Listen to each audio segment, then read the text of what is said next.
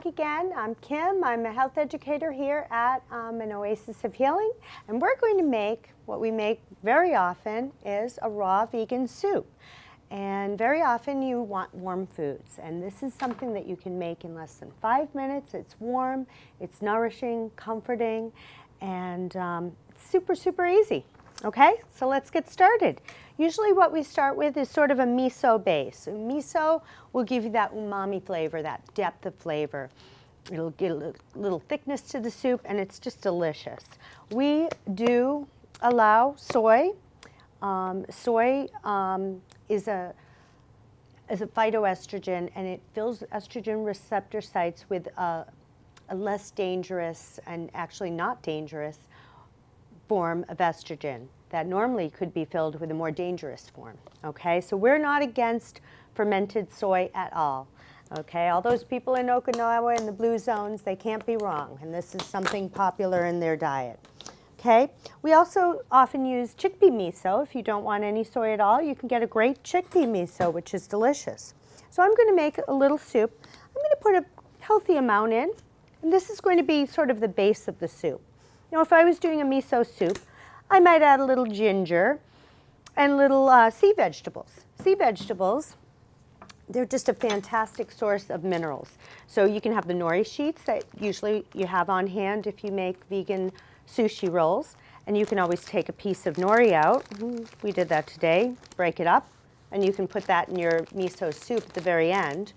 Or you can just have dulse. It's a less fishy tasting type of sea vegetable.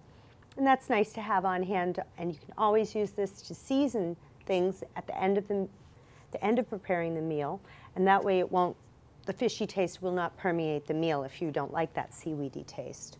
Okay, but we're not going to do a miso, not a traditional miso. We just use the miso as the base, and then instead we're going to put a little bit of the Better Than bouillon. It's organic and it's a vegetable base. We just put a little bit of that in, just a little bit of that in, okay?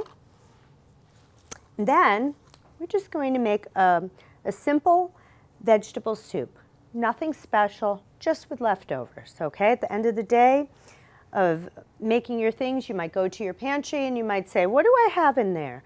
And I really suggest that you have sort of a Rubbermaid container, sealed container, with all these little extras, the little bits and pieces. You might want to throw in a little bit of extra pepper, maybe some cilantro, maybe a little extra pieces of carrots, a little celery, and some leek. We won't do too much, we won't make it too strong. Okay? If you wanted some ginger, we'll put a little bit of ginger in, and maybe a piece of garlic too. Okay? Now, if you want to keep ginger on hand, and I do recommend that you do, if you don't have to peel it if it's organic, but if you were to peel it, you peel it with a spoon. It's a much easier way, okay?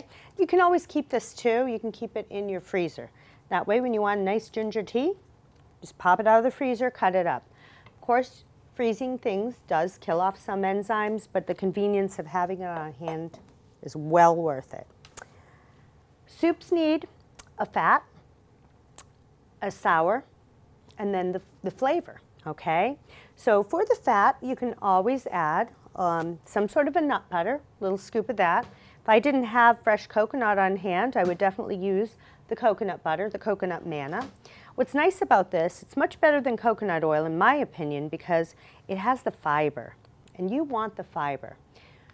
The fiber, you know, that's what feeds the good bacteria in your gut. You want a healthy microbiome, and it's just as important to get the fiber to feed the good bacteria as it is to not eat the animal products that will actually change and hurt the good bacteria and change your microbiome.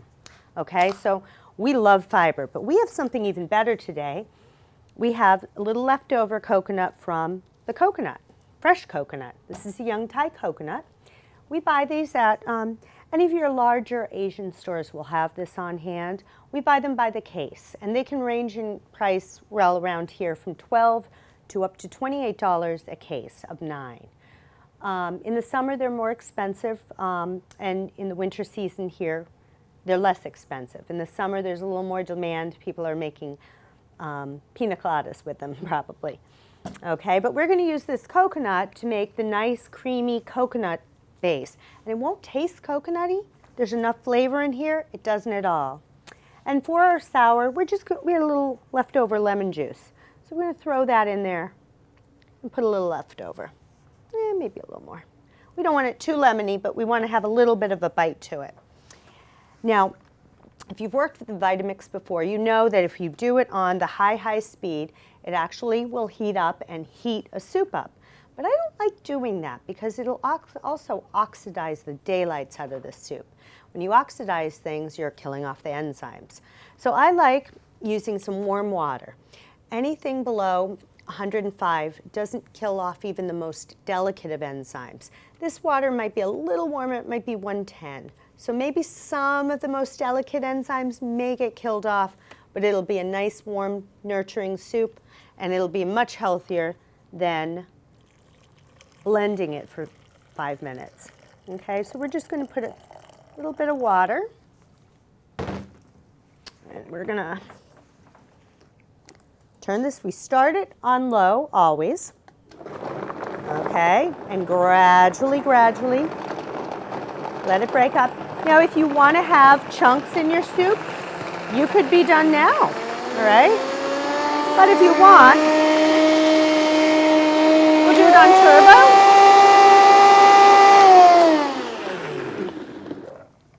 And now, wow, it seems. So if you can see, there's a little bit of chunks, but there's some cream to it. Oh, now there's a big piece. We won't get that piece in. There you go. So very quick, very easy, and warm and nourishing.